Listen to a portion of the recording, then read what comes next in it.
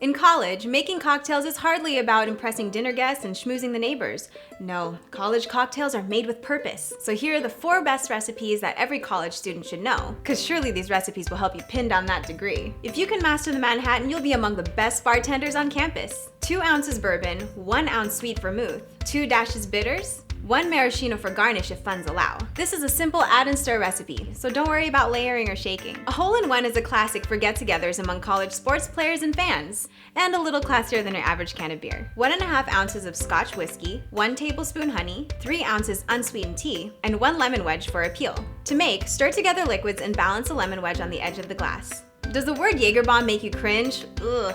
Then it's time to take energy cocktails to the next level.